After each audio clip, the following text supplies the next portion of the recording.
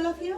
As you know, 25th December is known as Christmas Day. Christmas Day celebrate on 25th December every year. So, we are gathered here to celebrate Christmas Day. अब हम Christmas day के बारे में कुछ और बातें करते हैं। देखो, क्रिसमस डे जो है वो आपको सभी को मालूम है कि हमेशा 25 दिसंबर के दिन क्रिसमस डे मनाया जाता है।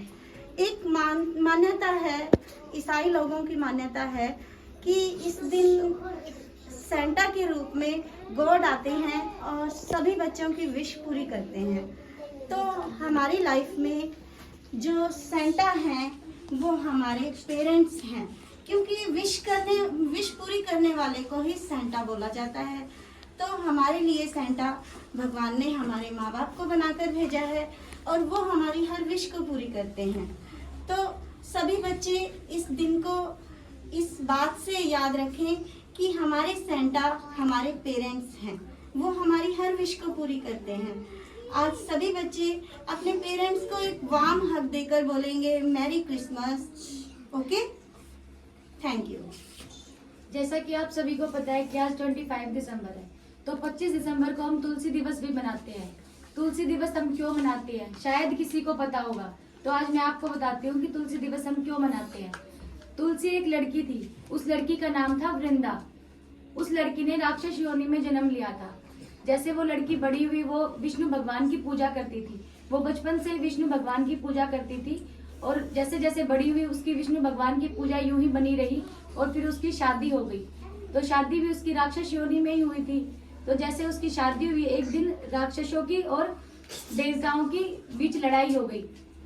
देवताओं के और राक्षसों के बीच लड़ाई हुई तो वृंदा जो लड़की थी उसने अपने, वो बिल्कुल पतिव्रता स्त्री थी, उसने अपने पति को बोला कि आप लड़ाई के लिए जाइए और मैं आपके लिए व्रत रखती हूँ। जब तक आप लड़ाई से नहीं आएंगे मैं अपने व्रत से, अपनी पूजा से नहीं उठूंगी।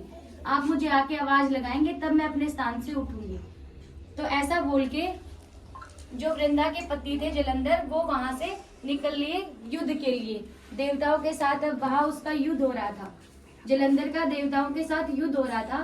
तो जैसे जैसे सभी देवता हारे जा रहे थे तो सभी देवता इकट्ठे होकर विष्णु भगवान के पास गए। उन्होंने विष्णु भगवान को बोला कि भगवान जी हम क्या करें, ये तो हार ही नहीं रहा है, इसको हम कैसे हरा सकते हैं।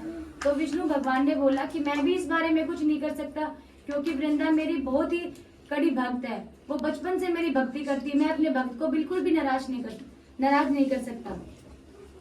तो इस बारे में फिर देवता ने बोला कि नहीं भगवान, आपको ही कुछ उपाय निकालना पड़ेगा। तो फिर विष्णु भगवान ने अपनी कुछ बुद्धि लगाई और सोचा कि मुझे ही कुछ करना पड़ेगा। तो उसने विष्णु भगवान ने जलंधर का रूप धारण करके और वृंदा के घर चले गए। जैसे ही विष्णु भगवान ने वृंदा के घर में पैर रखा तो वृंदा को लगा कि उसके पति जलंधर उसके घर आ गए। तो जैसे ही वो अपनी पूजा से उठी, उसने अपने भगवान के पैरों को स्पर्श किया अपने पति समझकर, लेकिन वो उसका पति नहीं था, वो विष्णु भगवान थे। इतने में ही वहां देवताओं ने, जो लड़ाई हो रही थी जलंधर के साथ, उन्होंने जलंधर के शीश को काट दिया और जलंधर का शीश वहां से उसके महल में आ गिरा। तो जैसे ही वृंदा ने देखा कि उसके पति का शीश नीचे गिरा हुआ है, फिर वो ऐसे देखी कि मेरे सामने कौन खड़ा है, मैंने किसको स्पर्श किया, ये गलती मेरे से कैसे हो गई। तो फिर विष्णु भगवान अपने असली रूप में आए तो उन्होंने उससे गलती मांगी कि मेरे से गलती हुई है ये, कि आप मेरी परम भक्त हो, फिर भी मुझे आपके सामने साथ ये करना पड़ा, मैं आपसे माफी मांगता हूँ। तो उसने कुछ नहीं सुना, वृंदा ने सीधा श्राप दे दिया विष्णु भगवान को। उसने बोला कि आप एक पत्थर की मूर्त बन के रह जाओगे। तो फिर ये सब कुछ देखकर देवताओं के बीच हाहाकार मच गई कि भाई ये क्या हो गया, विष्णु भगवान ही पत्थर की मूर्त बना दिए, तो अब कुछ तो करना पड़ेगा। फिर लक्ष्मी माता ने विलाप करना शुरू कर दिया और वो आई वृंदा के पास, और वृंदा के पास आकर वो बोली कि मैं आपसे क्षमा मांगती हूँ, मुझे मेरे पति से जो भी गलती हुई, क्योंकि आपका पति एक राक्षस है, वो सभी देवताओं का नाश कर रहा था, तो ऐसे तो पृथ्वी सारी खत्म हो जाती। तो फिर वृंदा ने बोला कि ठीक है, ये अपने पत्थर रूप से ठीक हो जाएंगे, लेकिन मैं इनको कभी माफ नहीं करूंगी। फिर उन्होंने विष्णु भगवान को नॉर्मल रूप में जैसे श्राप से मुक्त कर दिया अपने। तो श्राप से मुक्त करने के बाद उसने अपने पति को शीश को उठाया और वो एक जगह पे सती हो गई। तो जिस जगह पे वो सती हुई थी, उस मिट्टी में जो पौधा उगा था, वो सबसे पहले जो पौधा उगा था उसका नाम विष्णु भगवान ने तुलसी रखा था। तो इसी प्रकार तुलसी माता के साथ एक छोटी सी पत्थर की मूर्त रखी जाती है, वो थी शालिग्राम की। इसीलिए शालिग्राम को और तुलसी माता को साथ में पूजा जाता है। और कार्तिक मास की जो देव उठनी एकादशी होती है, उस दिन तुलसी माता का शालिग्राम के साथ विवाह किया जाता है। तो ये होती है तुलसी दिवस की। आज क्यों मनाते हैं हम, किस लिए मनाते हैं? ये साधु संतों ने इसको मनाना शुरू किया था, इसीलिए हमें भी अपनी संस्कृति को ध्यान में रखते हुए तुलसी दिवस को जरूर मनाना चाहिए। नमस्कार। प्यारे बच्चों, जैसे कि मैम ने आपको सेंटा के बारे में बताया, तुलसी दिवस के बारे में बताया, आज एक और चीज हुई थी उसके बारे में मैं आपको बताना चाहती हूँ। आज के दिन क्या हुआ था? चमकौर का युद्ध। चमकौर का युद्ध 23 दिसंबर 1704 दुनिया के इतिहास में ऐसा युद्ध था जो न कभी किसी ने पढ़ा होगा न सोचा होगा, जिसमें 10 लाख की फौज का सामना मैच 42 लोगों के साथ हुआ था। और जीत किसकी होती?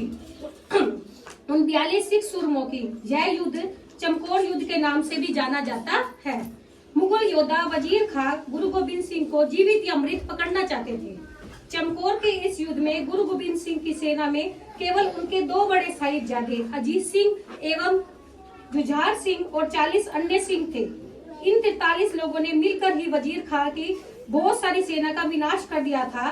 वजीर खान गुरु गोबिंद सिंह को पकड़ने में असफल रहा, लेकिन इस युद्ध में गुरु जी के 2 पुत्रों साहिबजादे अजीत सिंह व साहिबजादे जुझार सिंह मारे गए और 40 सिंह की भी शहीद हो गए। गुरु गोबिंद सिंह ने इस युद्ध का वर्णन जफरनामा में किया है, इसलिए आज उन दोनों का शहीदी दिवस के नाम से भी मनाया जाता है। तो हम एक बार जोर से बोलेंगे, बोले सोनियाल सत श्री अकाल। इसी तरह हम 25 दिसंबर को 3 त्योहारों को सेलिब्रेट करते हैं, अपनी संस्कृति को ध्यान में रखते हैं।